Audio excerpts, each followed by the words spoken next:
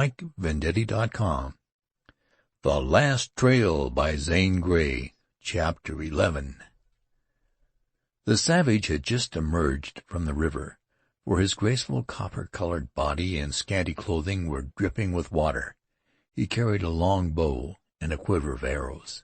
Brandt uttered an exclamation of surprise, and Metzer a curse, as the lithe Indian leaped the brook. He was not young. His swarthy face was lined, seamed, and terrible with dark impassiveness. "Pale-face, brother, get arrow," he said in halting English, as his eyes flashed upon Brandt. "Chief, want make sure." The white man leaned forward, grasped the Indian's arm, and addressed him in an Indian language. This questioning was evidently in regard to his signal, the whereabouts of the others of the party, and why he took such fearful risks almost in the village. The Indian answered with one English word: "Deathwind." Brandt drew back with drawn white face, while a whistling breath escaped him. "I knew it, Wetzel," he exclaimed in a husky voice. The blood slowly receded from Metzer's evil, murky face, leaving it haggard. "Deathwind on Chief's trail up Eagle Rock," continued the Indian. "Deathwind fooled not for long. Chief wait pale-face brothers at 2 Islands." The Indian stepped into the brook, parted the willows, and was gone as he had come, silently. "We know what to expect," said Brandt in calmer tone, as the daring cast of countenance returned to him. "There's an Indian for you. He got away, doubled like an old fox on his trail, and ran in here to give us a chance at escape. Now you know why Bing Legget can't be caught." "Let's dig at once," replied Metzer, with no show of returning courage as characterized by his companion. Brandt walked to and fro with bent brows, like one in deep thought. Suddenly he turned upon Metzer eyes which were brightly hard and reckless with resolve. "By heaven, I'll do it. Listen. Wetzel has gone to the top of Eagle Mountain, where he and Zane have a rendezvous. Even he won't suspect the cunning of this Indian. Anyway, it'll be after daylight tomorrow before he strikes the trail. I've got 24 hours and more to get this girl, and I'll do it." "Bad move to have weight like her on a march," said Metzer. "Bah, the thing's easy. As for you, go on, push ahead. After we're started, all I ask is that you stay by me until the time to cut loose." "I ain't a-goin' to crawfish now," growled Metzer. "Strikes me, too, I'm losing more'n you." "You won't be a loser if you can get back to Detroit with your scalp. I'll pay you in horses and gold. Once we reach Legget's place, we're safe." "What's your plan about getting the gal?" asked Metzer. Brandt leaned forward and spoke eagerly, but in a low tone. "Get away on horseback?" questioned Metzer, visibly brightening. "Well, that's some sense. Can ye trust the other party?" "I'm sure I can," rejoined Brandt. "It'll be a good job, and all done in daylight, too. Bing Legget couldn't plan better," Metzer said, rubbing his hands. "We've fooled these Zanes and their fruit-raising farmers for about a year, and our time is about up," Brandt muttered. "One more job and we're done. Once with Legget we're safe, and we'll work slowly back towards Detroit. Let's get out of here now, for someone may come at any moment." The plotters separated, Brandt going through the grove and Metzer down the path by which he had come. Helen, trembling with horror of what she had heard, raised herself cautiously from the willows where she had lain and watched the innkeeper's retreating figure. When it had disappeared, she gave a little gasp of relief. Free now to run home, there to plan what course must be pursued, she conquered her fear and weakness, and hurried from the glade. Luckily, so far as she was able to tell, no one saw her return. She resolved that she would be cool, deliberate, clever, worthy of the borderman's confidence. First she tried to determine the purport of this interview between Brandt and Metzer. She recalled to mind all that was said and supplied what she thought had been suggested. Brandt and Metzer were horse thieves, aides of Bing Legget. They had repaired to the glade to plan. The Indian had been a surprise. Wetzel had routed the Shawnees, and was now on the trail of this chieftain. The Indian warned them to leave Fort Henry and to meet him at a place called Two Islands. Brandt's plan, presumably somewhat changed by the advent of the red man, was to steal horses, abduct a girl in broad daylight, and before tomorrow's sunset escape to join the ruffian Legget. "I'm that girl," murmured Helen shudderingly, as she relapsed momentarily into girlish fears, but at once she rose above selfish feelings. Secondly, while it was easy to determine what the outlaws meant, the wisest course was difficult to conceive. She had promised the borderman to help him, and not speak of anything she learned to anybody himself. She could not be true to him if she asked advice. The point was clear. Either she must remain in the settlement, hoping for Jonathan's return in time to frustrate Brandt's villainous scheme, or find the borderman. Suddenly she remembered Metzer's allusion to a second person whom Brandt felt certain he could trust. This meant another traitor in Fort Henry, another horse thief, another desperado willing to make off with helpless women. Helen's spirit rose in arms. She had their secret. She could ruin them. She would find the borderman. Wetzel was on the trail at Eagle Rock. What for? Trailing an Indian, who was then 5 miles east of that rock. Not Wetzel. He was on that track to meet Jonathan. Otherwise, with the redskins near the river, he would have been closer to them. He would meet Jonathan there at sunset today, Helen decided. She paced the room, trying to still her throbbing heart and trembling hands. "I must be calm," she said sternly. "Time is precious. I have not a moment to lose. I will find him. I've watched that mountain many a time, and can find the trail and the rock. I am in more danger here than out there in the forest. With Wetzel and Jonathan on the mountainside, the Indians have fled it. But what about the savage who warned Brandt? Let me think. Yes, he'll avoid the river. He'll go round south of the settlement, and therefore can't see me cross. How fortunate that I have paddled a canoe many times across the river. How glad that I made Colonel Zane describe the course up the mountains." Her resolution fixed, Helen changed her skirt for one of buckskin, putting on leggins and moccasins of the same serviceable material. She filled the pockets of a short, rain-proof jacket with biscuits, and, thus equipped, sallied forth with a spirit and exultation she could not subdue. Only one thing she feared, which was that Brandt or Metzer might see her cross the river. She launched her canoe and paddled downstream under cover of the bluff to a point opposite the end of the island, then straight across, keeping the island between her and the settlement. Gaining the other shore, Helen pulled the canoe into the willows and mounted the bank. A thicket of willow and alder made progress up the steep incline difficult, but once out of it, she faced a long stretch of grassy meadowland. A mile beyond began the green, billowy rise of that mountain she intended to climb. Helen's whole soul was thrown into the adventure. She felt her strong young limbs in accord with her heart. "Now, Mr. Brandt, horse thief and girl snatcher, we'll see," she said with scornful lips. "If I can't beat you now, I'm not fit to be Betty Zane's friend, and I am unworthy of a borderman's trust." She traversed the whole length of the meadowland, close under the shadow of the fringed bank, and gained the forest. Here she hesitated. All was so wild and still. No definite course through the woods seemed to invite, and yet all was open. Trees, dark, immovable trees everywhere.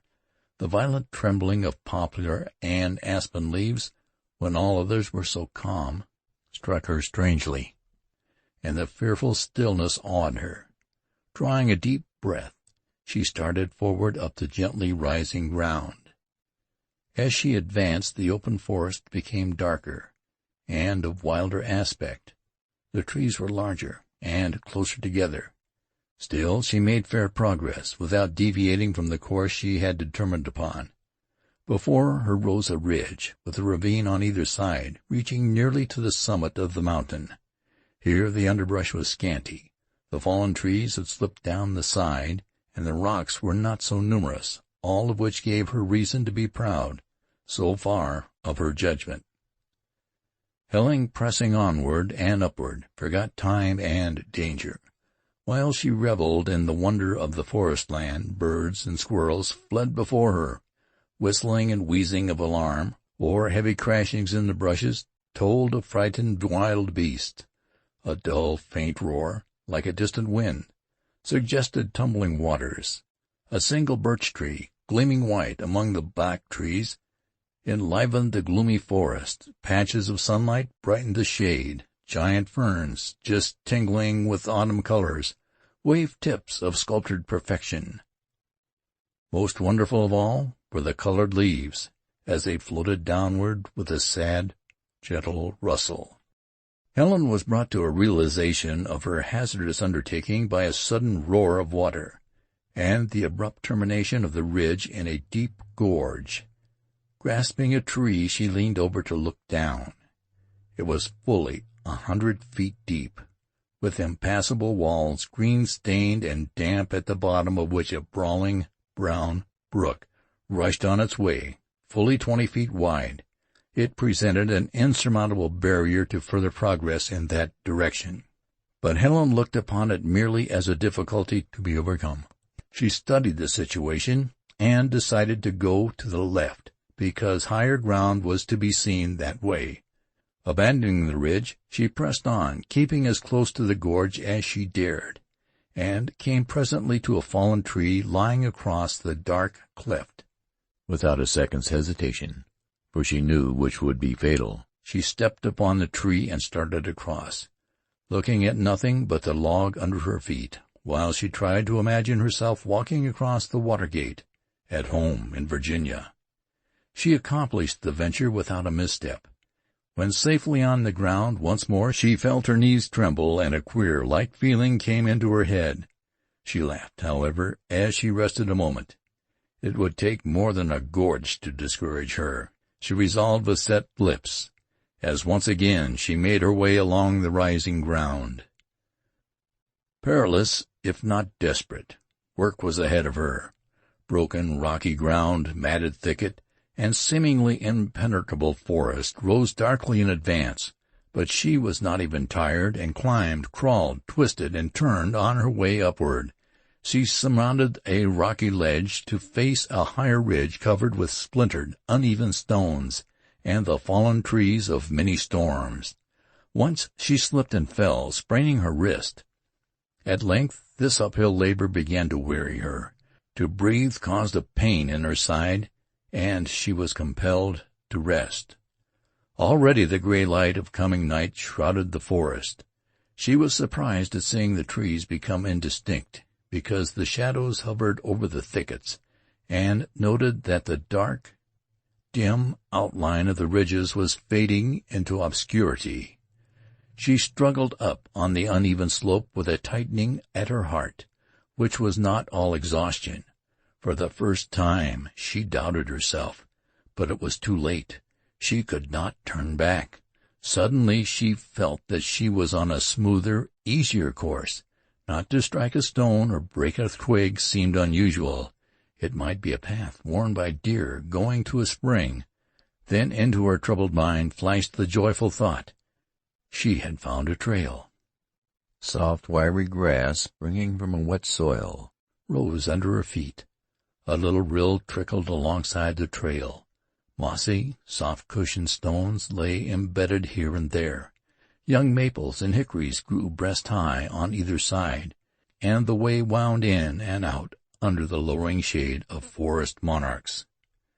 Swiftly ascending this path, she came at length to a point where it was possible to see some distance ahead. The ascent became hardly noticeable. Then, as she turned a bend of the trail, the light grew brighter and brighter until presently all was open and clear. An oval space covered with stones lay before her. A big, blasted chestnut stood nearby. Beyond was the dim purple haze of distance. Above, the pale blue sky, just faintly rose-tinted by the setting sun. Far to her left, the scraggly trees of a low hill were tipped with orange and russet shades. She had reached the summit. Desolate and lonely was this little plateau. Helen felt immeasurably far away from home, yet she could see in the blue distance the glancing river, the dark fort, and that cluster of cabins which marked the location of Fort Henry. Sitting upon the roots of the big chestnut tree, she gazed around. There were the remains of a small campfire beyond a hollow under a shelving rock. A bed of dry leaves lay packed in this shelter. Someone had been here, and she doubted not that it was the borderman. She was so tired and her wrist pained so severely that she lay back against the tree trunk, closed her eyes, and rested. A weariness, the apathy of utter exhaustion came over her. She wished the borderman would hurry and come before she went to sleep. Drowsily she was sinking into slumber when a long, low rumble aroused her. How dark it had suddenly become! A sheet of pale light flared across the overcast heavens. "A storm!" exclaimed Helen. "Alone on this mountain top with a storm coming? Am I frightened? I don't believe it. At least I'm safe from that ruffian Brandt. Oh, if my borderman would only come!" Helen changed her position from beside the tree to the hollow under the stone. It was high enough to permit of her standing upright, and offered a safe retreat from the storm. The bed of leaves was soft and comfortable. She sat there, peering out at the darkening heavens. All beneath her, southward and westward, was gray twilight. The settlement faded from sight. The river grew wan and shadowy. The ruddy light in the west was fast succumbing to the rolling clouds. Darker and darker it became, until only one break in the overspreading vapors admitted the last crimson gleam of sunshine over hills and valley, brightening the river until it resembled a stream of fire. Then the light failed, the glow faded. The intense blackness of night prevailed. Out of the even west came presently another flare of light, a quick, spreading flash like a flicker from a monster candle. It was followed by a long, low, rumbling roll. Helen felt in those intervals of utterly vast silence that she must shriek aloud. The thunder was a friend. She prayed for the storm to break. She had withstood danger and toilsome effort with fortitude, but could not brave this awful, boding wilderness stillness. Flashes of lightning now revealed the rolling, pushing, turbulent clouds, and peals of thunder sounded nearer and louder. A long, swelling moan, sad, low, like the uneasy sigh of the sea, breathed far in the west. It was the wind, the ominous warning of the storm. Sheets of light were now mingled with long, straggling ropes of fire, and the rumblings were often broken by louder, quicker detonations.